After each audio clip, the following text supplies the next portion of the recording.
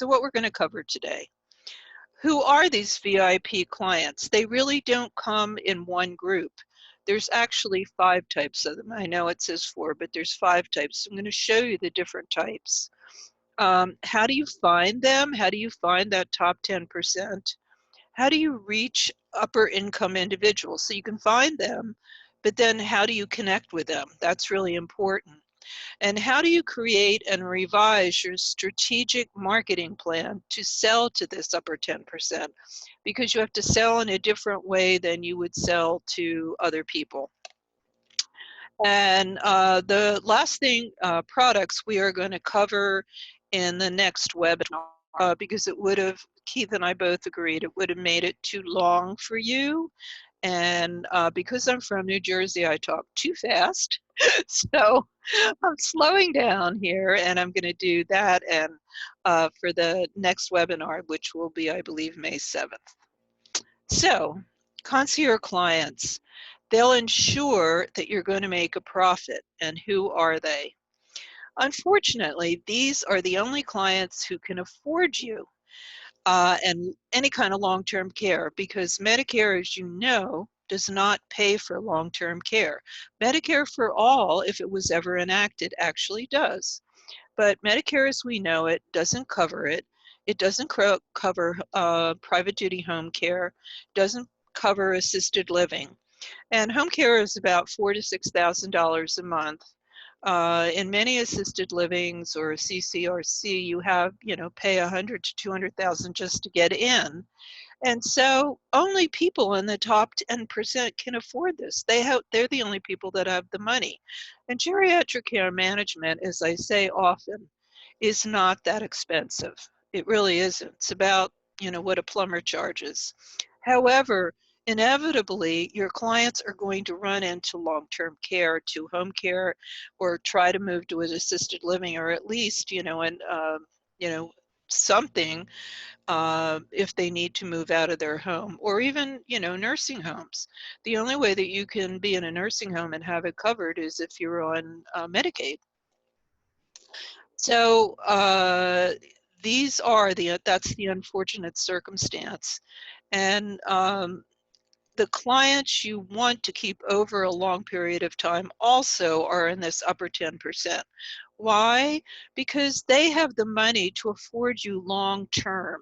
And if you had to go out, everybody in the field really does not like marketing and sales. But as much as you hate it, you're even going to hate it more if you take clients in the lower 90%, because they can't afford it when they get to home care with you, and they're going to have to cut services. And then you have to go out and find another, client who can afford home care. That's the reality of this. And, it's a total unethical dilemma. I mean, ethical dilemma, I know. And it's, we are sharing really, the unequal distribution of wealth in the United States.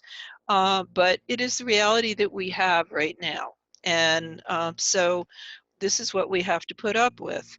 And why the only top upper 10%, I already went over this, that, the only people that can afford it are essentially the top 10%. But beyond that, the top 10% control now in the United States 75% of the wealth in this country, probably a little bit more. Now that's income inequality. We know that.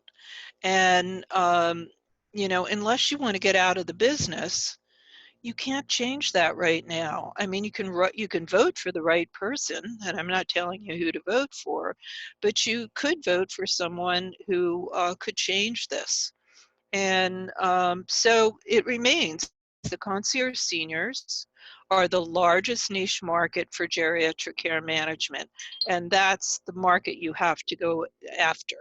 And you need to find them then in your own area, in your own county, or where the area you cover. So let's go into these 5 groups of VIP seniors. The first group is a really surprising one, and they can indeed afford you. And you can see by the pictures, they are surprising. And this consists of pension teachers, state employees, county employees, city employees, union members, like people who, subway drivers, truck drivers, and these people had defined pensions. Now, a defined pension, if you don't know what that is, you worked, and people still work, for state and county government, and they have low salaries. When I was a teacher, I got $5,000 a year. Of course, this was in the 70s. I could have made 90,000, but still, I wasn't making really a lot of money if I had stayed being an English teacher. But I could have gone down the Danube, as all of my all my counterparts in social services did, because they got these great defined pensions. And so they lived a very middle class life. These people were frugal. They were, very spendthrift. They had to be. They were not entitled, which is a really good thing about working with them. They worked very hard, and through their defined pensions, they are now your VIP long-term care clients.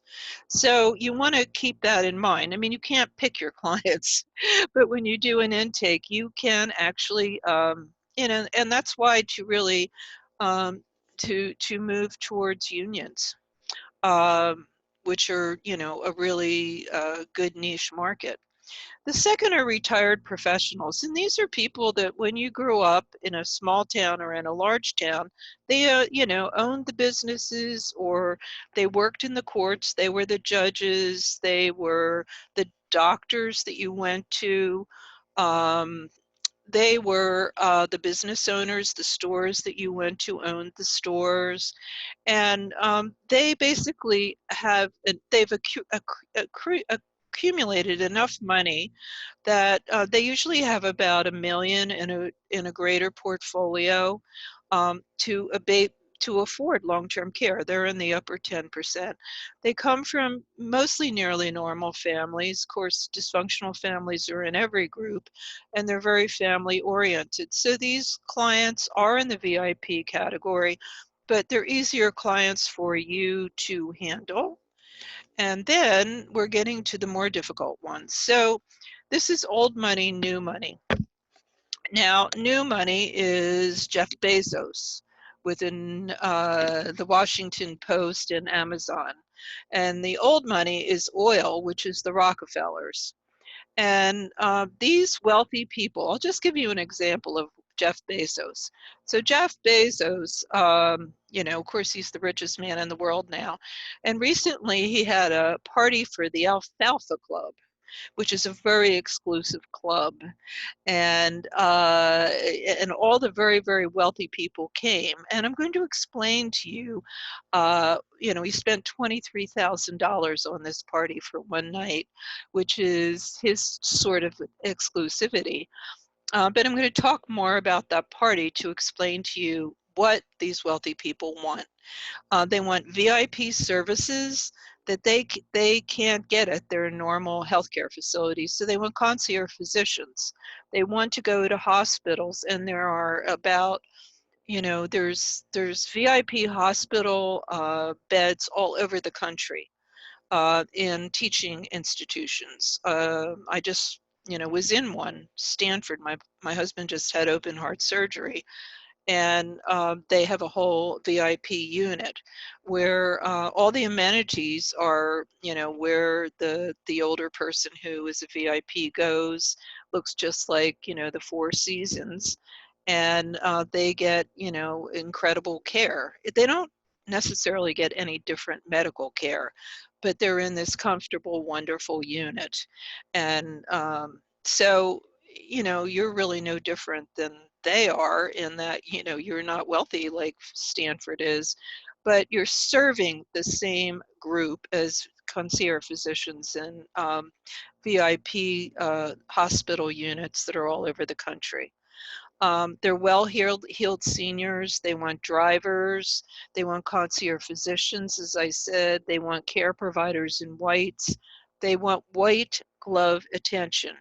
And you can see the portfolio is moving up. These people have a portfolio of 5 million or above. Certainly the Rockefellers and the Bezos do. And so that's number 3. And I know this very well because I had a geriatric care management agency in Pebble Beach, Carmel, with old money mostly. And I had a geriatric care management agency in Silicon Valley with new money. So I know these people well, and I can tell you they are very difficult. um, the fourth are called the rich and famous. These are the nouveau riche. And, you know, President Clinton and Obama, many political figures are like that. I don't think that Obama, you know, they both came from humble circumstances. You know, Clinton from Hope, a little town called Hope, and Obama raised by his grandparents in Hawaii. Um, they didn't have nannies, I don't think, and you know they took care of their own kids. We know them well, but they're now very, very wealthy people. Top sports stars and recording artists. You can see Jennifer Lopez and Aaron Hernandez down here. He's sports. She's a singer, and Jennifer Lopez, you know, has a song about In the Hood where she came from. And but now that they have a lot of money, many of them look to paying others to meet their needs. So they have household staff, they have nannies, they have butlers. I think, you know, President Obama probably only had the butler because the butler came with a place. They have drivers, private drivers. They have private pilots, and that's a very sad statement because you can see Kobe Bryant down here, and he had his own helicopter, and you know, of course, sadly crashed. So he had a helicopter pilot, and this is just an illustration. It isn't to talk about Kobe Bryant because I think he's a great guy. They have cooks, maids, and they have teams of medical professionals, and you can see that in Michael Jackson. And concierge physicians, certainly the medical professions and professionals and concierge physicians aren't anything like the people or the doctor that treated Jackson, but they want that. They want VIP white glove care, and they have incomes and assets that are abundant discretionary cash flows, and that's what they want because they didn't have money before and now they have a whole lot of it, and they sometimes don't spend it wisely. And they come from talent, political position, like the president's up there, and they have a new station and they have new power, and they want to show you and everyone else that they have it. Now, this is the worst group. I had a ton of these people. These are narcissistic, entitled families. And I get a lot of this from Claudia Fine's incredible chapter in Care Managers Working with the Aging Family, because she worked in the Upper West Side before she you know, started Senior Bridge and then went into Humana. And, you know, she and Nick, her partner, who's a great guy, you know, they knew these people well and Nick is really funny about it in the chapter. But they're new money and old money the same way the other group is. The new money is Donald Trump, and the old money is Brooke Astor, and I'm going to use both of those people as examples. Entitlement develops in this group from not good enough parenting, and that is from Claudia, where the parents themselves have struggled with personality disorders. And that's certainly true of Trump. He is, you know, highly defined as a narcissistic borderline personality. I don't know that Brooke Astor was, but she, not good enough parenting, she was.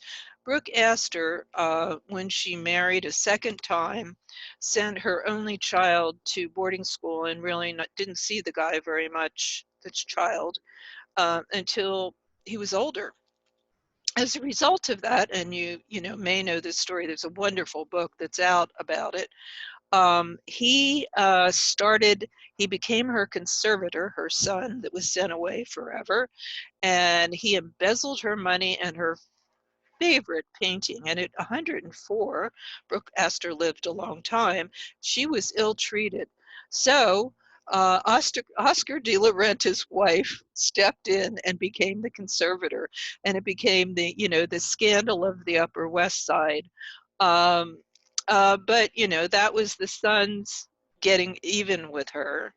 And, you know, this kind, and Donald Trump, I mean, you know, as we all know, you know, is a workaholic, paid very little attention to his children. After he left his first wife, his son, Donald Jr., never spoke with him for 10 years. And, you know, Ivanka, his daughter, the only way which she would be able to talk to him is she called him at work from school every day. And that's a very sad thing to say about raising families.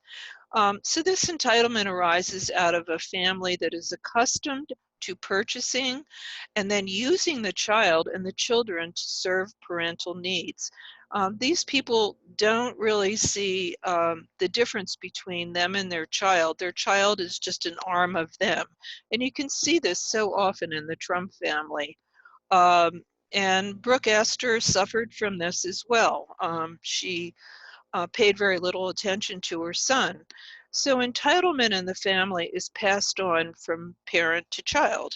So this is, if you get these people, they're very, very, very difficult. You will make a lot of money, and you will, you know, be worth your worth your pile in salt to be able to handle it, and may have to bring other people in. Now I'm going to show you something really interesting. So all these groups, how do you find them? And I'm going to show you a really interesting way to find them. The first is called a hot map, and I've used this before when Jack Herndon, who taught with me and Keith at the University of Florida and now has an incredible aging agency called Sage Elder Care, and with his wife Nina Herndon, who you may know. Jack and I consulted with a very, very big nonprofit in New York, and we did a hot map. And it allows you to see actually in every zip code where you are, where the very wealthy people are, people over 65 who have over over 100 million or 100,000 income. And I found these people on the web, and I found them because they're very inexpensive, and I thought you could afford them. It starts at $59, such a deal. And so now what I'm going to do is something that I've never done before, which is really fun. I'm going to show you. Kathy, I wanted to do a quick demo of your map. This map is showing whole zip codes in a couple of counties in California. So you can restrict your map to just say, hey, I only want to see zips in a specific county. We can zoom in and look there. And then you can ask, hey, I want to see the zip code, all the codes in this county, which have the highest median income. And these zip codes in dark red have their highest median income. So it's really fun, at least to me, is when we start asking multiple questions. We can say, hey, I want to see zip codes where the median income is 100,000 or greater, and I want to see where a lot of folks, so the population density of folks age 65 plus, is. We have this nice little kind of line of zips that say, hey, your high income zips, and a lot of folks age 65 live here relative to the population. By clicking on individual zips, we can get some detailed demographics about those zips. Say, hey, so we know that there are 6,000 people age 65. Kathy, I don't mean to interrupt your presentation here, but I don't think we can hear that. Can't see it? We can see it, but I don't think we can hear it. Oh, okay. Well, so you might have to summarize maybe what they were saying. Yeah, there. well, you know, actually, you're going to get this PowerPoint right after, probably tomorrow, and you can watch it. It's the first time I ever did that, and I could see it. I had no idea you couldn't see it. But when you get it, you can just click on the Vimeo link, and it'll show it to you. And it's a really fabulous way to, rather than use the census, which is the way I used to teach everyone to be able to find where the high-income people lived in their county. You don't have to go through all that. All you do is hot map it, and it's a great way to do it. So, please watch it, and if you have any difficulties, the link to actually the people who do it is right in the other slide as well. So just, get to them. I told them what I did, and I was going to do this webinar, and it's a deal, $59, I want to say. So, and they seemed really nice. Okay, so that's a way to find the wealthy over 65 people. But how do you find the individual concierge clients in your area? Well, this is something you can do not now because of COVID-19, but this is the time when you can really take the time to create this, because this takes a lot of planning ahead. And this is called a speakers bureau, and I've talked about this many times. And instead of hot mapping, you're going to use hot topics. And it's a series of hot topics that are presented at upscale ladies clubs. Believe me, they still exist. There's a lot of women's clubs. They're, much more political than they used to be, but they're still there, and they're still upper income. And any kind of club that has to do with the arts. I live in Santa Cruz County, which is the smallest county in California, and we have these all over the place, so you must as well. Fraternal organizations, the Rotary is a great one. They're always, these clubs are always looking for speakers. Family councils in nursing homes, EAP groups, any kind of clubs.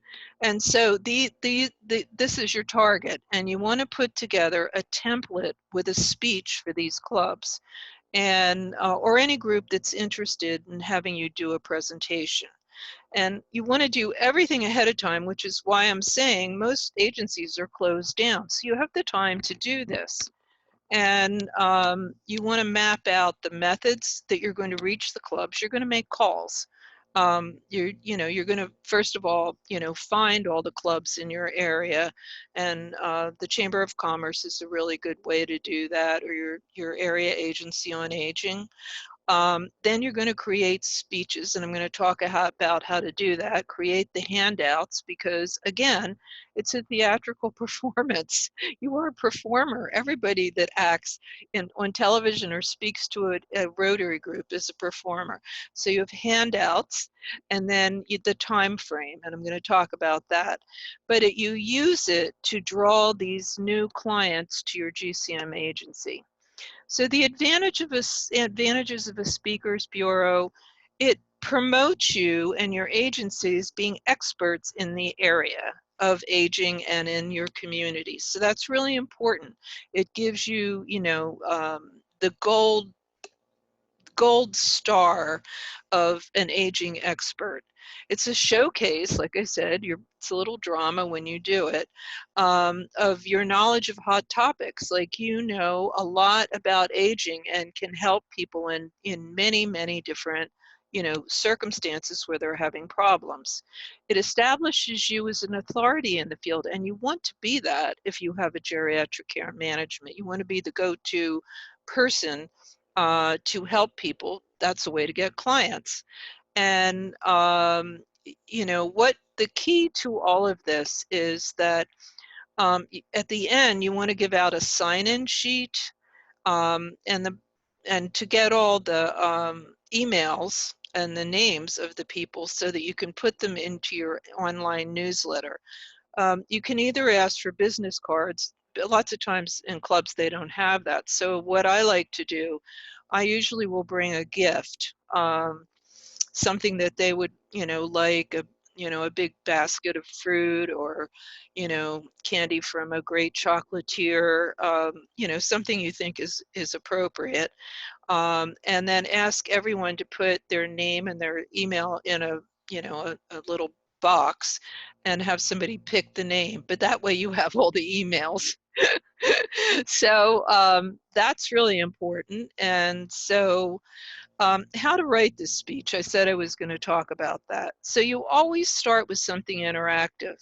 And you know, I didn't mean to start with something interactive that the screen went away, but you want to start some way that's going to engage your audience. And that can be a quiz. I mean, start out with a quiz about aging. You know, what's the number one thing that keeps people living a long time? Catchy questions. Very, very brief, but you want to engage people. You want it to be a back and forth between you and the audience. You want to keep the speech to 4 to 6 points, because usually you only have 20 minutes to talk, and you want to only use those 20 minutes. You want to frame each point as a question, like, why are people living so long? Because again, you want the presentation to be interactive. You know, I have a way of, you know, if I see people kind of nodding off, because I do call it the rubber chicken circuit, because they have lunch. And if you talk after lunch, they're kind of nodding off.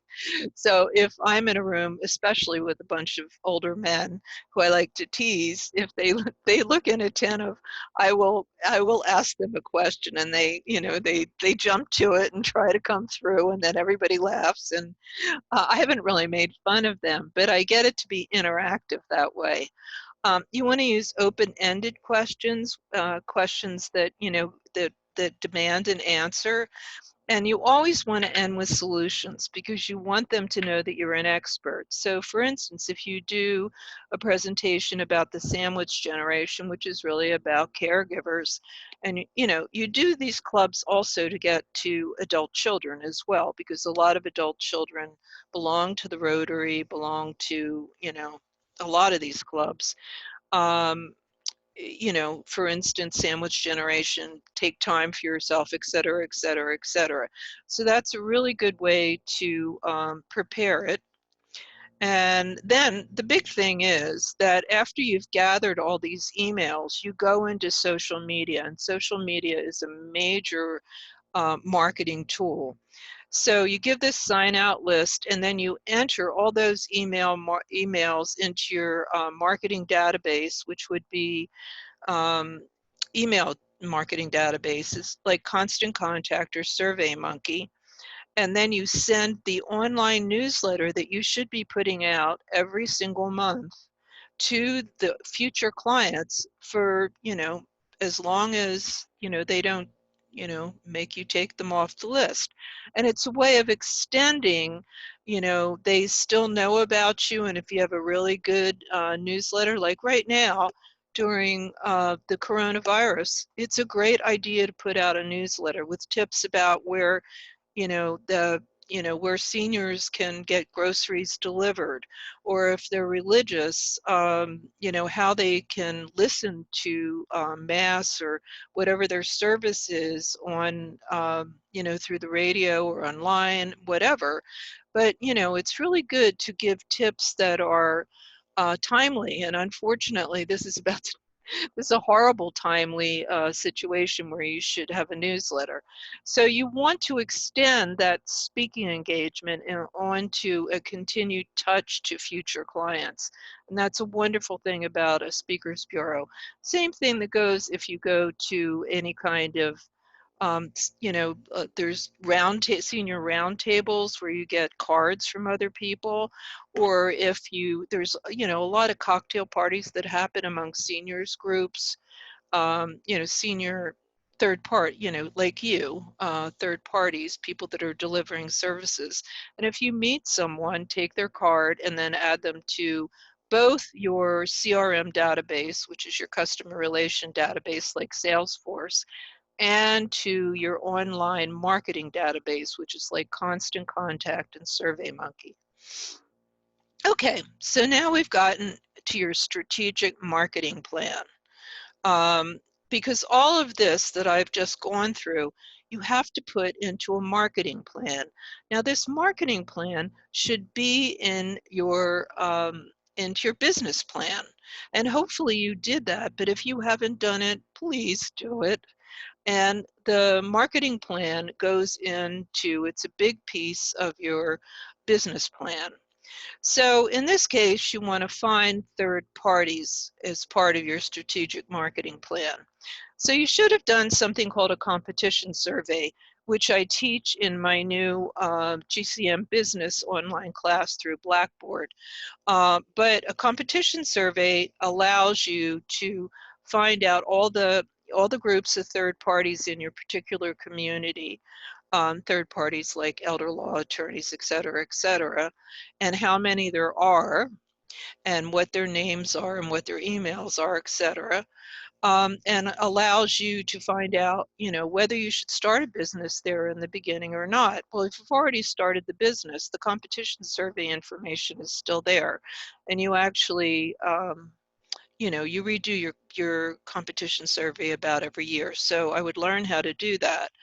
But you want to find all the third parties. If you haven't done it, then I'm going to give you tips about where to find these third parties. You find them and you add them all under a list in your CRM database. And CRM just means customer relationship marketing. It says what you already know how to do. You're a social worker and a nurse, and so that's all these meetings are. They are theatrical, but you're establishing a relationship. And a relationship that you want, and how to do this, because don't nurses do that now? Don't social workers do that now? So you put it in your CRM marketing database so you can send these letters out to set up these meetings with third parties and with the clubs, and then you enter it into your email online marketing database, which would be one of them, one of the major ones, Constant Contact. And then to reach these third parties, you then, through your CRM database, customer relationship database, an example of this would be Salesforce for small businesses. That's a really good one, but there's about 10 of them. And I cover that in the technology section of my my online class in the business of geriatric care management. And I've done many webinars on it. So you put that all in your marketing database, and then through your marketing database, and this is the great thing about a CRM database, is you can just do this template letter and put it in the CRM database. And then if you've entered all, say, the elder law attorneys, it will just print out addressed to each individual elder law attorney the letter. And so it's a miracle. It's really important. It's a great thing to do. And so then you keep on sending the newsletter, and you can send a letter out asking for a meeting. So all this should go into your strategic marketing plan. Your strategic marketing plan should include descriptions of the following. Lead generation. That means, how do you reach your customers? You want to figure that out. Do you want to phone them to ask for meetings? Do you want to send follow-up letters? Do you want to send letters first and then phone them, send letters? Do you reach third parties by visits, by setting up seminars, as I just suggested? A website, I think of course you want to do that. Social media, and what kind of social media, and what kind of website? All this needs to be in your strategic marketing plan. So if you have a strategic marketing plan, you want to revise it. You really do revise it once a year. If not, please do one and add it to your business plan, because it needs to be there. And then you add the targets in your market. And targets are people that are they're groups that are going to buy your services. So you want to add all this to the CRM database, the marketing database, and again, add it to the online marketing database. And then for the third parties, through the CRM database, you're going to send a form letter out that I just explained. Just magically goes out to individual attorneys, asking for a meeting with a third party. And with third parties, you want to do a product benefit overview. So what's that? Benefits, what you want to show them is, what benefits do you and your care management agency practice to bring concierge clients to your third party? You want to show yourself how you do this, because benefits are the crux of why a concierge client would want to use your services. Because all concierge clients, everybody really wants you to solve their problems. If you want to buy anything, you want it because you want to buy a dress, you want to find the best dress that meets all of your requirements. And that's a benefit. You don't want to buy just a dress. You want to buy a dress that really, solves the problem of you think that you're, you don't look good in short dresses, so a longer dress to make you look well. You want to buy it in black because you think you look great in black, longer dresses, et cetera, et cetera. We all want products like that, and we want the products to solve our problems. So you have to show the third party how you're going to solve their problems, and that's a benefit. And it's really the crux of why third parties would want to refer to you, because the third parties do not give you the clients. If they're impressed enough by what I call your dog and pony show, this first presentation, they may refer to you, and they refer their clients to you. However, they don't, they themselves don't give you any clients. So you've got to impress them enough, show that you are going to solve the problems of their clients enough to have them refer clients to you.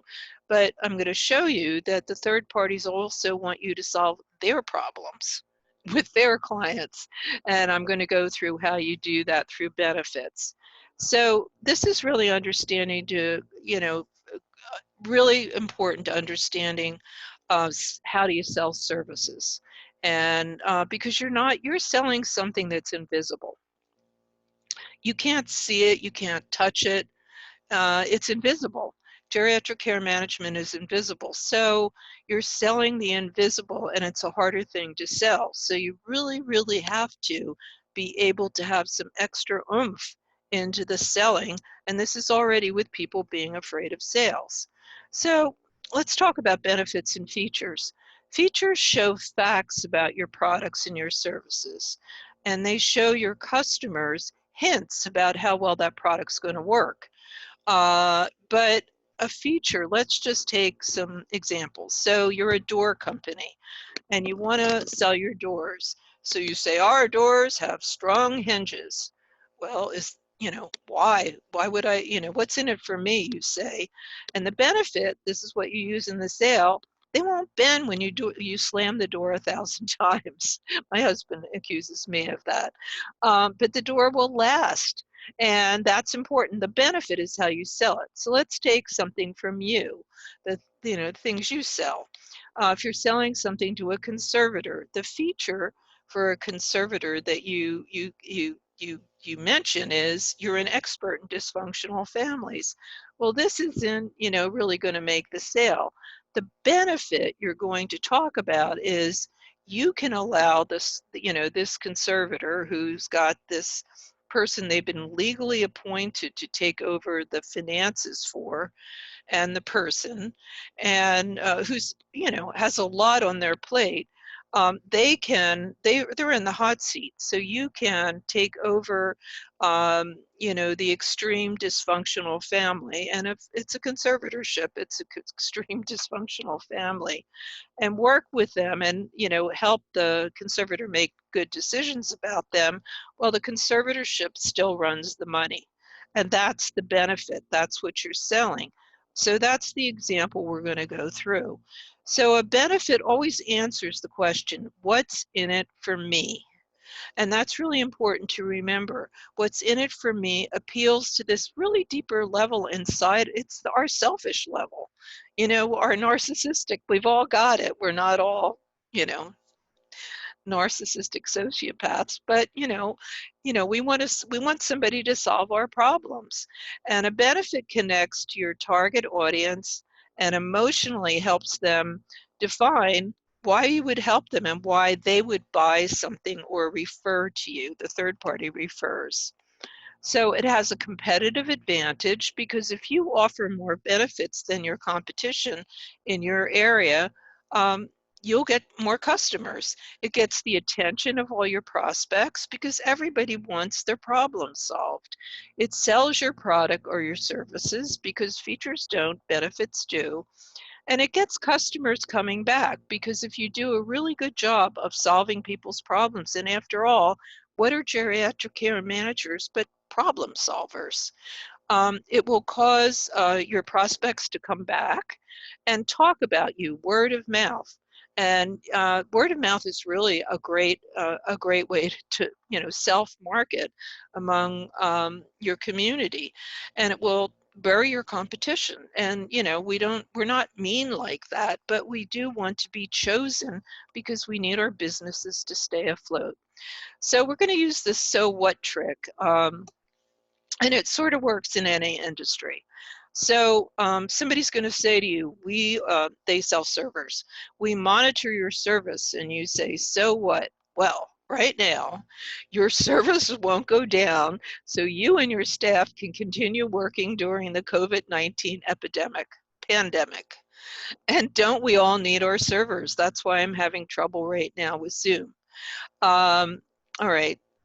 Feature, the gas mileage in our car is a feature. We save gas mileage. So what?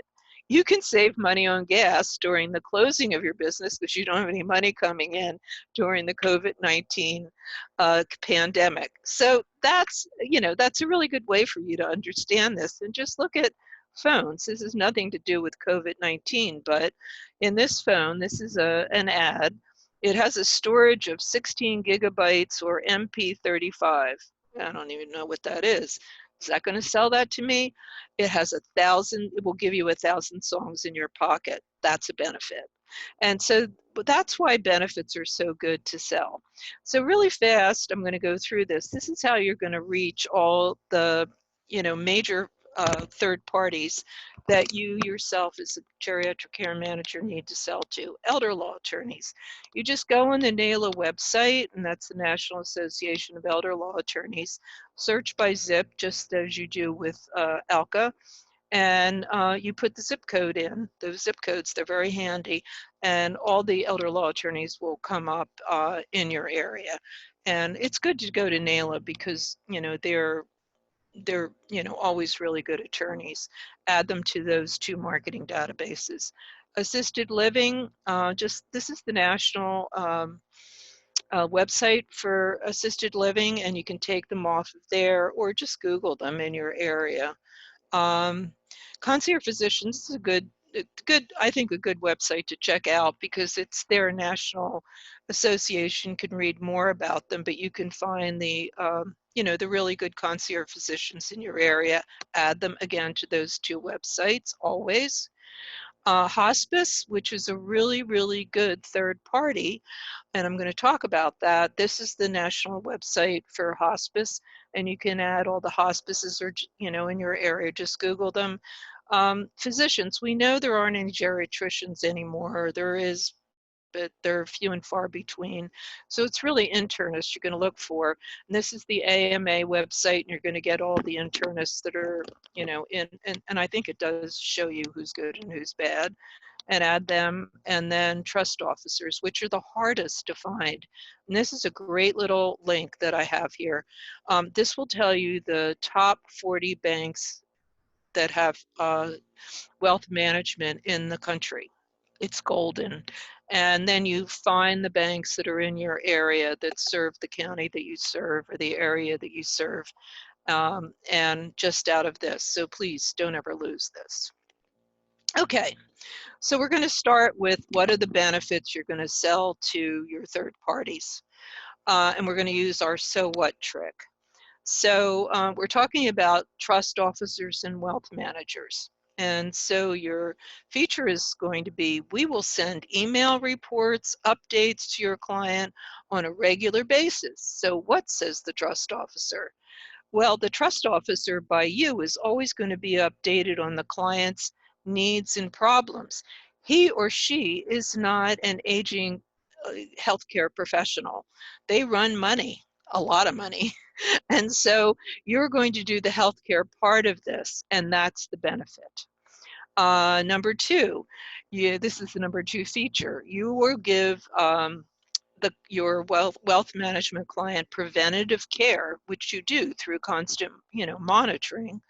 And the client stays in a preventative state rather than crisis management. And that's one of the major goals of geriatric care management, to get everybody out of crisis stage. Of course, they still go into it, things you can't, but there are preventable crises by paying attention on a regular basis and monitoring. So, but the, not being a healthcare person, the wealth manager says, so what?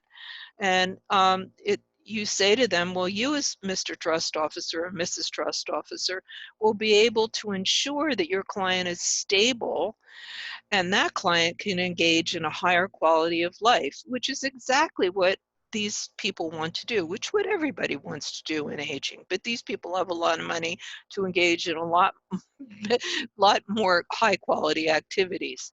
To keep them in a preventative care status. And the third one is you will manage the clients with mental health problems. Well, that's really a duh, but he might say, so what? I doubt it. But clients, what you come back with is clients can get concierge, all the services in your area that have the medical services in your area that have concierge care, and the best. So you will make sure that the clients who want this concierge medical care will get to that concierge medical care. And, beyond that, get to the best doctor, the best, proctologist, the best pulmonologist, which right now is very sad, there aren't enough. So, that's with wealth managers. Let's take elder law attorneys. So a feature is you are a healthcare professional and they are not. Well, so what?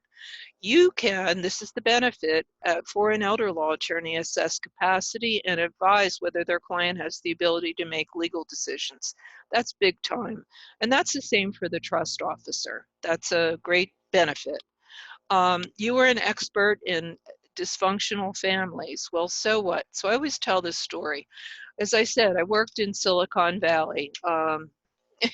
Unbelievable place, mostly Palo Alto, which is unbelievably wealthy. And so I went to see an attorney, which is in that highest zip code. You couldn't hear the thing about the map, but it's Los Gatos. And I told him that, I was a care manager and I was an expert in dysfunctional families. And he said, oh, that's really interesting. He said, about a week ago, this family came in to do a trust and I had to call the sheriff because they were fighting. They were literally physically fighting. So he got it immediately. But I could take therapy off his plate. And I, said I have, this great therapeutic background in dysfunctional families. And, that's the benefit that you can use. So it's really important to sell through benefits. Let's go into Concierge Physicians. The feature is you serve the same upper 10%, upper 10% of the financial, United States population, the same as he does. So you know what hands-on excellent care is. You deliver it yourself. And so what to the concierge physician? You can support them without training because you really know that group as well as he or she does. Only a different area of expertise. And so that's a really good reason you can be a support to and this is one way that you can do it. You will keep track of all the appointments and make sure that their clients, their patients get to the appointments. Well, you say, well, Cathy, the concierge physicians come to their home. But that's not exactly everything. All of their patients have to go to, if they have cancer, go to chemotherapy. If they're going to other doctors, which of course they are, other specialists, they need transportation to those doctors and they need someone to sit with them, like a nurse or a social worker, and really make sure the 10 minutes is used wisely. they have to, go to a lot of appointments that the doctor has sent them, the concierge physician, and you will actually take them and you will go into the appointment and you will make sure it is used wisely and they won't miss an appointment. That's a great benefit to a concierge physician. Let's take us upscale assisted living. And you should use a product called Concierge Companion here, and that's in my operations manual. And assisted living and retirement communities, or CCRCs, often have clients who are, lonely, they're depressed, they're self-isolating, and then they're thinking of moving out. Concierge facilities like this hate move-outs because they lose money. And so what can you offer? What is your benefit? You can engage the resident in that assisted living facility through quality of life, through a quality of life product, to choose outside activities, to find out really why they're self-isolating, and then getting them engaged in a new quality of life they used to do before. So doing a quality of life assessment to find out where is their joy, and then being able to deliver it through a quality of life companion in the community if there's nothing like that in the facility. And remember, all assisted living has one activities director. So this makes you a concierge activities director to save that person from moving out. Or if they don't know, or they were afraid to go to the activity, and it is offered in the facility to get them good to go there. So, this is a great way to stop move outs, and that's a real benefit that you want to sell. Now, the last one is hospice, and there are more. I'm just covering this for the sake of the smallest amount of time we have and going slow. And that's having an end-of-life product, and I have that in my operations manual. Because most patients go to hospice in their last month. And you say, well, so what? Well, you know what the so what is. A geriatric care manager, hospices love geriatric care managers because you can bring the client into hospice at a much earlier stage of dying, and to get all the hospice benefits then. And that's worth its weight in gold to the dying client, and it's worth its weight in gold to hospice. And you can also do something, and that's in my manual under end of life, a quality of death assessment. And I found out that hospices don't really have that. It's like quality of life, but quality of death. Who do you want around you when you're dying? Do you want to exclude people and who they are? But who do you want with you? What kind of music? What kind of prayers? Or if you don't want prayers, what do you want? What would give you a good death? And that's really important. And you can also do a lot of other things. You can be with them all through the 5 stages of death, and you can handle the family. Hospice does not handle the family. They're in there to take care of the dying patient. But all the, family's grief, its dysfunction, getting them support through support groups, etc., you can do all that. And you can handle the care staff, because hospice can't handle that either. You can make sure that the right care staff is there, that they're working with a family, because it's a cast of millions when you bring in hospice in a home. And you can keep order. You can be the person who is keeping the circus from being crazy. And fill out all this paperwork. So that's a great benefit that you can use with hospice, and please do approach it.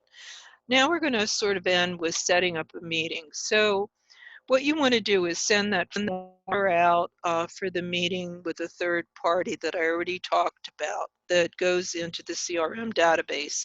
And then you make a call. And most people, and I always tell this story, when I first started making cold calls, I would finally get somebody, and I would hang up because I was so scared. Eventually, you know, I got used to it and I didn't care.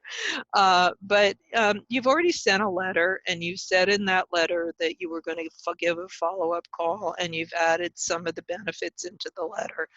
And so you're going to follow up, and you're going to make an appointment, and you're going to put that in your customer relationship database. And then this is what these are the props. What do you take to one of those marketing meetings? Well, you take a marketing packet that are your props with the following items to hand out as part of your act. And the brochure, first of all, your brochure, and your brochure handles all of, you know, all of your products. You know, we're going to show you how to bring one thing that does one-to-one. So your brochure, and then an article or press, you know, an article from your local press about you. And, you know, local papers right now are just struggling to stay afloat, and they cover a lot of community activities. So Passover and Easter and Mother's Day are coming up, and I'm going to talk about how you get press. And so call an assisted living and ask them if they have clients or residents who nobody's going to come and celebrate Easter, or Passover, or Mother's Day with. And then, you know, if so, then you offer a free package of bringing, you know, a Mother's Day cake, or some Passover bread, or you know, something that you know, and decorate the room. That something means the holiday is here, and spend an hour or two with, you know, a couple of your staff and make this free. And then, you know, with the permission of the facility, and they'll always do this because they like the you know, the PR too, have the press come in and take a picture, and then you get an article and put that in your marketing packet. And then, of course, your newsletter. You should be doing a monthly newsletter. Put your business card in, and then the one-to-one. The brochure is just everything. You want a one-to-one. You always, with a marketing meeting, bring a product that really works with that particular third party. So let's say it's a assisted living. You want to bring a sell sheet that has Concierge Companion, quality of life on the top, and then all the benefits of quality of life under it. A one-pager. I learned this from Livham when I was their director of Northern California. They do a great job of this. They're in LA. And then the last thing is ALCA is just a treasure trove of, you know, many supports for geriatric care managers, and they have articles about, you know, how great various third parties are in working successfully with geriatric care managers, and one of them is an elder law attorney. So this is the link. I got that from Liz Barlow recently, and you just click on this link, and it takes you to the ALCA website if you belong to ALCA, and I highly recommend that you do, and they will send you these for free. And then you put that in the marketing packet, and you also use it to follow up. So what are you going to talk about in this meeting? You're going to give a 30-second elevator speech, and I don't have the time to really go through this, but just click on this link, and you're going to have you know, whole presentation about what an elevator speech is. It's 30 seconds to describe what you do in an elevator ride. So use the 30-second elevator speech to begin with. And then tell them all the benefits we just went through and more if you know them, to your third party that you're presenting to. And then you ask them what problems they might have that they might want you to solve, and they'll probably tell you a number of things. The final thing you do is ask them if you could offer a free 30-minute private consultation with one of their clients to show you and the client how well you could deliver. And this is a great thing that you should offer all the time. And Nina Herndon, who I mentioned before, she's on the ALCA National Board, and she wrote a whole chapter in the Handbook of Geriatric Care Management and Quality of Life. It's her passion in life. And she has a free 30-minute consultation, very beautifully set in her website. And that's Sage Elder Care, and they're in Burlingame, right below San Francisco. So you can go on Nina's website and see how she does it. She does a beautiful job. And then what do you do after the meeting? Well, you document. And that means that you document the results of the meeting in your CRM, customer relationship database. And then, you know, did they offer to give you a client? If so, how are you going to follow up? And, you know, how did the meeting go? How did you feel it went? And then how are you going to follow up? And you follow up with 5 touches. And in marketing, this just means, you know, I know the Rice Krispies people, snap, crackle, and pop. And how do I know that? Because it was on my television in the 1950s. It seemed like every day I can still see them popping and snapping. And that was because, you know, they did touches every day to me as a kid about, you know, Rice Krispies. I know it well. And so you want a Rice Krispies approach here, 5 touches.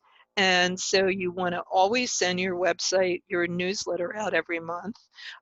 You want to follow up with, you know, what Alka has about, you know, the great thing a care manager can bring to third parties, or any of the great articles that Alka has. Any invitation you sponsor, like that, you know, in the future, if you follow my idea about Easter and Passover and Mother's Day, send the article out to them. But 5 touches, just like snap, crackle, and pop. I think I could still sing it, but my voice is terrible.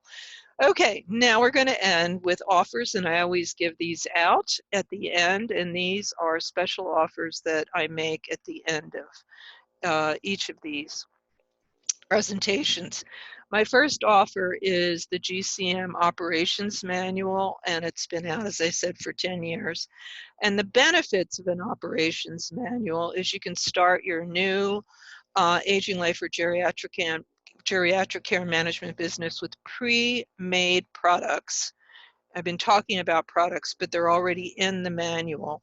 And the procedures, essentially the training, all the procedures to deliver those products and who delivers them from one person to the other, from you, the director, down to the care manager, over to the, you know, the office assistant, et cetera, to provide a 4 seasons gold standard of care to your private clients, because that's what you need.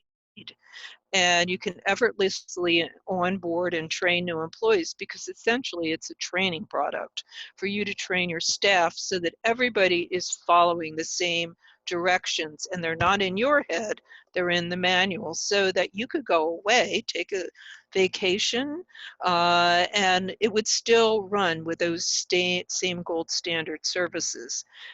You can open up a second agency because you have a turnkey operation by that point with a manual, and it offers risk management because you're taking care of somebody's mother, and you have to give flawless care, especially to these very wealthy people that sue a lot, like Donald Trump, and avoid legal disputes. So it gives you a gold standard of care because that's what's in there. The features are, now that you know features, there's 14 services or product, a separate forms manual with 54 integrated forms, and these are integrated. They come electronically, so you can edit, you know, change anything you want in it, put your logo, et cetera, make it your own manual. And the webinar offer is $6.99. It's regular $7.99, and that will be true for the next week. You always get a contract to sign from me for my intellectual property, so you don't buy my manual and then, you know, produce 50 of them and start a franchise.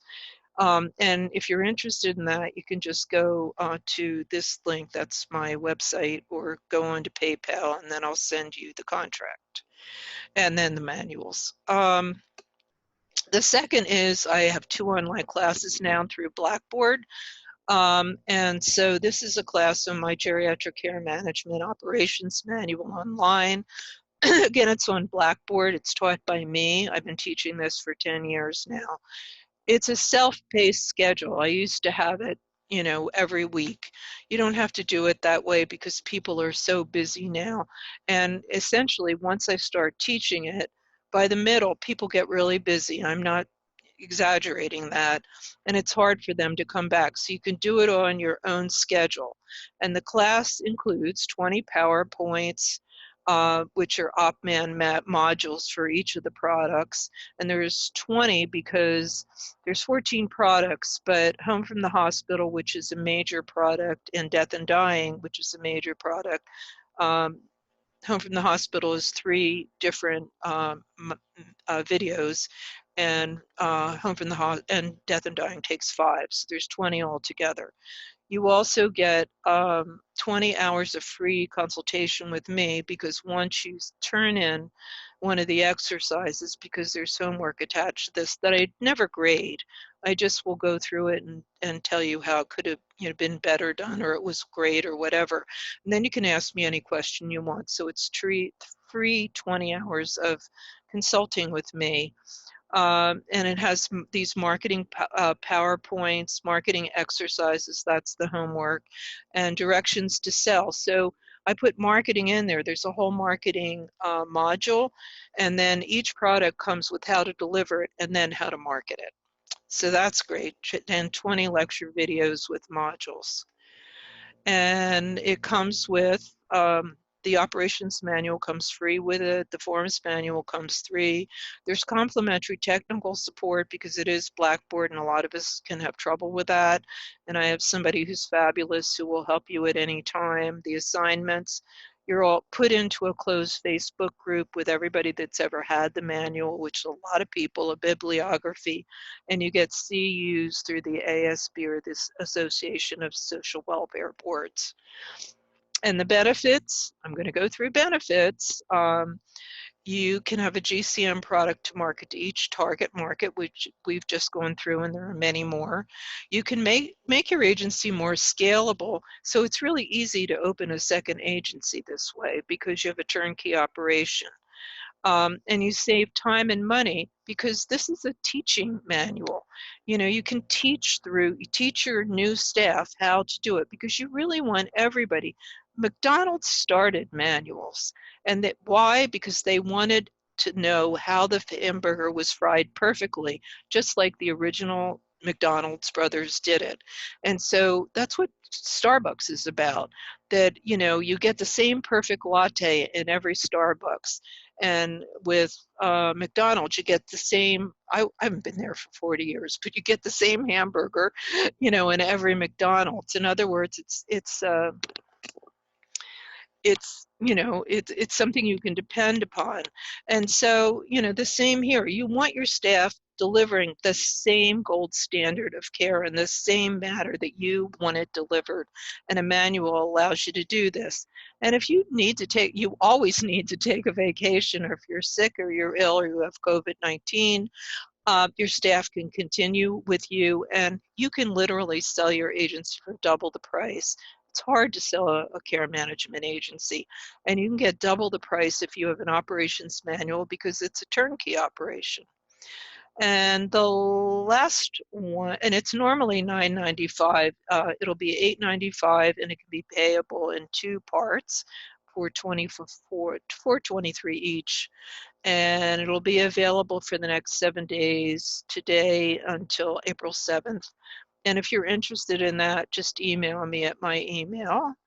And the last one is a brand new class that I just put online about 3 months ago. This is a GCM Business Startup Suite. And for the webinar, it's been upped now. It's $550 now, so it's $450 for anybody that is taking this webinar or watches it afterwards because they signed up. This one has 10 modules with PowerPoints and lectures, the same as the other class. And it covers all the, the beginning parts and the end parts of starting a business or restarting it, how to do a competition survey, and everything comes with an example, a template. So I don't just, I show you a perfect business plan and then that helps you be able to put your own business plan together. And so you always get a template with everything. So I cover technology, a business plan, your timeline to open. You don't buy furniture before you've done a financial forecast. You got to do things in order when you open. So it's always a timeline to open. And then organizational design. You really have to design how power is going to be passed through your staff before you even open. If you want a gold standard of care, how does that order that you have, besides the manual, get translated all the way down to the care provider? You have to figure that out. And then this comes with job descriptions for everything so that you don't have to replicate and do that yourself. Marketing and sales in much more detail than I've done at financial forecasting. That's great service. Billing, I didn't go into my 85% build.